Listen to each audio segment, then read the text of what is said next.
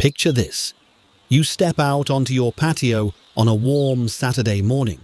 Your lemon tree is heavy with glossy yellow fruit. The leaves are deep green, almost glowing in the sunlight. Your neighbor leans over the fence and asks, "What's your secret?" And you smile, because you know the truth. You stopped working harder and started working smarter. You stopped feeding the tree and started feeding the invisible workers underground. And that one shift changed everything. Now, before we dive in, let me tease you with something. Wait until you hear what I'm about to share about phosphorus. It's going to flip everything you thought you knew about fertilizer on its head. And if you've been pouring those blue crystals on your citrus trees, you're going to want to hear this. All right, let's get into it. If your lemon tree or lime tree is yellowing, stunted, or refusing to fruit, even though you've been feeding it expensive fertilizer every month, I need you to hear this. You are not fighting a nutrient deficiency. You are fighting a delivery system failure.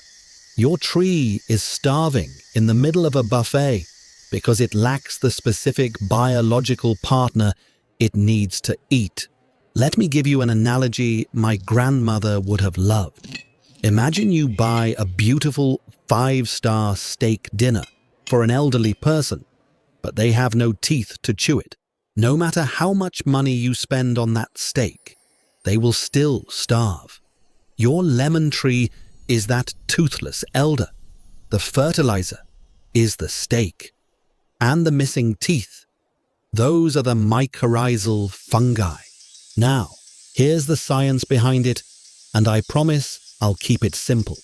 Unlike vegetables that have fuzzy, hair-covered roots, citrus trees and most woody perennials have what scientists call coarse roots. These roots have very few root hairs. Root hairs are essential for absorbing water and immobile nutrients like phosphorus. Without help, a lemon tree physically cannot reach the nutrients sitting just an inch away from its root tips. It relies 100% on a type of fungus called endomycorrhizal fungi, or AMF for short, to act as a surrogate root system. Think of the lemon tree's roots like a person with very short arms trying to reach an apple on a table. They can't reach it. The mycorrhizal fungi are like telescopic mechanical arms that extend out, grab the apple, and hand it to the tree. Here's the hard data. Fungal hyphae, those are microscopic threads, increase the root's absorption surface area by 100% to 1000%. These hyphae are 1/10 to 1/50th the diameter of a human hair. That means they can access tiny micropores in the soil that thick citrus roots cannot enter. They are the ultimate foragers.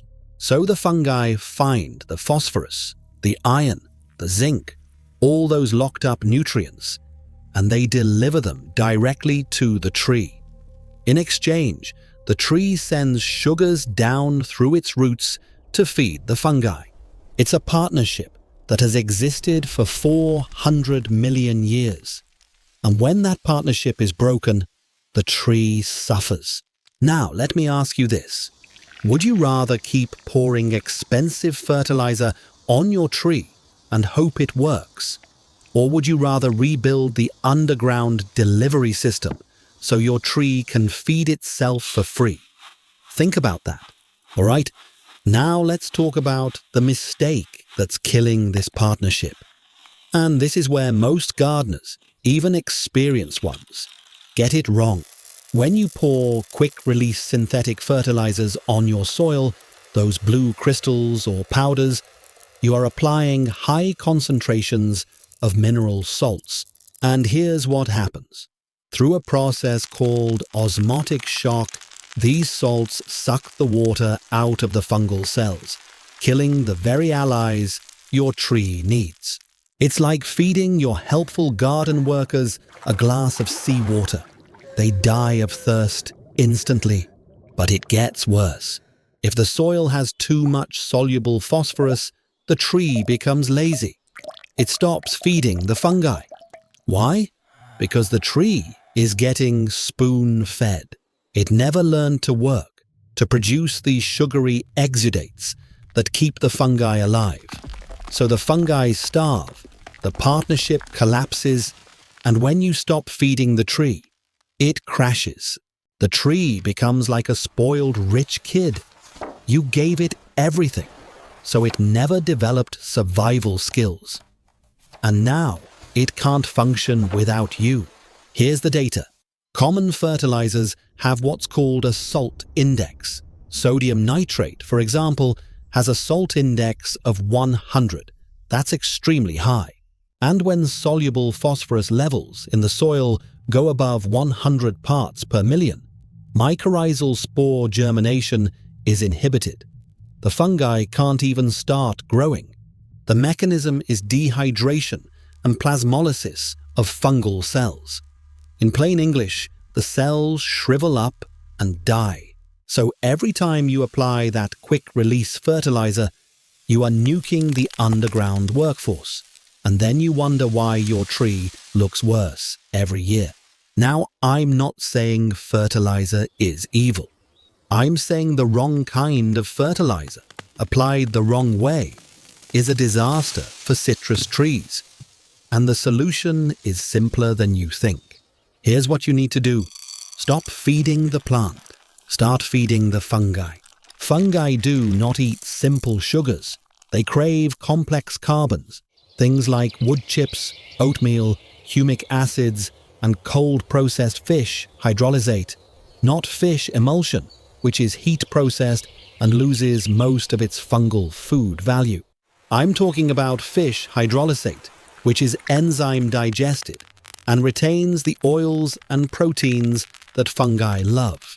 You also need to stop tilling the soil. Tilling tears apart the delicate fungal network, the hyphal web that took months to build. It's like causing an earthquake that destroys the workers' houses. Put down the hoe. Let the soil rest. Here's the recipe. Take 1 tablespoon, that's 15 milliliters, of cold-processed fish hydrolysate per gallon of water. Water your citrus tree with this solution once a month during the growing season. Then, apply a 2 to 3 inch layer of wood chips or oat-based compost around the base of the tree, but keep it a few inches away from the trunk to avoid rot. This does 2 things. First, the fish hydrolysate feeds the existing fungi and bacteria in the soil.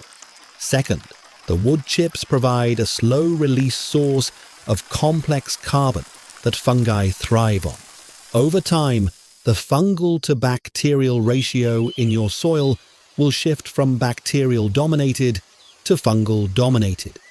For citrus, you want a ratio of 10 to 1 or even 100 to 1. Fungi to bacteria. That's the sweet spot. And here's the bonus. As the fungi grow, they produce a sticky substance called glomalin. Glomalin glues soil particles together, creating stable aggregates. This improves drainage, reduces compaction, and makes your soil almost impossible to erode. You're not just feeding your tree, you're building soil that will last for decades. Now, let me ask you another question. Have you ever tried feeding your citrus tree with compost tea or fish hydrolysate? Or are you still using the blue crystals? I'd love to hear your experience. Drop a comment and let me know. All right, let's talk about what happens when you get this right. Within 4 to 6 weeks of applying the wood chips and fish hydrolysate, you'll start to see changes. The leaves will darken. New growth will emerge. The tree will look more vigorous. Within 3 to 6 months, you'll notice more flowers, more fruit set, and better fruit quality. The lemons will be juicier, the rinds will be thicker, and the flavor will be more intense. And here's the kicker. Your neighbors will ask what you did. They'll think you hired a professional arborist or spent hundreds of dollars on some secret fertilizer. But you'll know the truth. You spent maybe $20 on a bag of wood chips and a bottle of fish hydrolysate, and you let nature do the rest. This is what I call the status flip. You go from struggling gardener to the person on the block with the most beautiful citrus tree, and you did it by working less, not more. Now, I want to address a common concern. What if your tree is already severely damaged? What if the leaves are almost all yellow and the tree hasn't fruited in years? Here's the good news. Mycorrhizal fungi are incredibly resilient. Even if the population in your soil is low, they can bounce back quickly once you stop poisoning them and start feeding them. You may need to inoculate the soil with a mycorrhizal product if the fungi are completely absent, but in most cases, they're still there, just dormant or suppressed. Look for a product that contains endomycorrhizal species, like Glomus intraradices or Glomus aggregatum. These are the species that colonize citrus roots.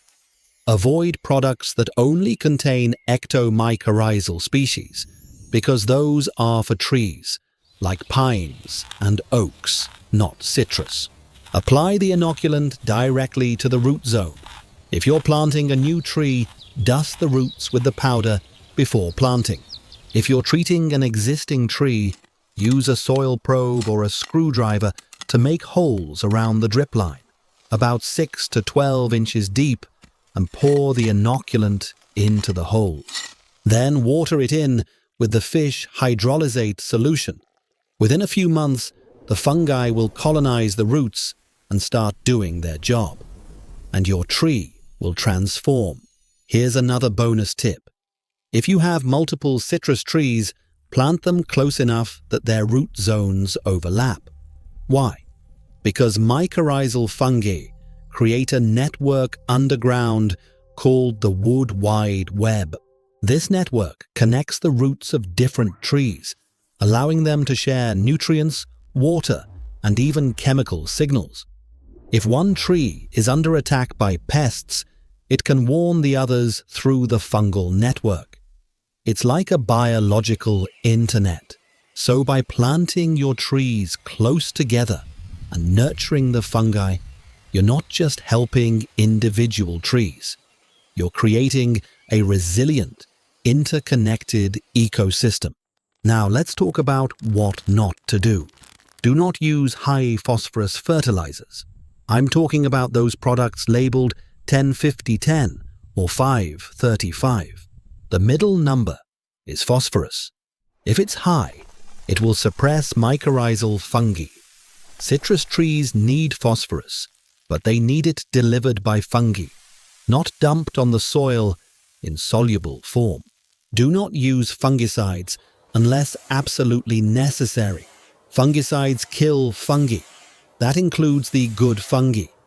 If you must use a fungicide to treat a disease, apply it as a foliar spray, not a soil drench, to minimize damage to the mycorrhizae.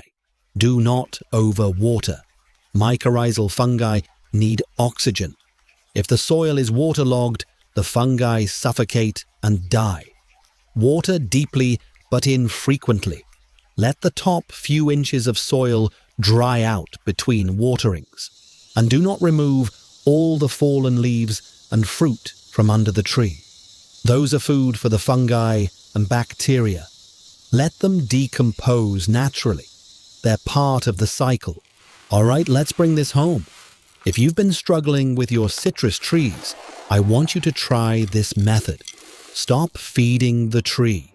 Start feeding the fungi. Apply wood chips. Water with fish hydrolysate. Leave the soil alone. And watch what happens.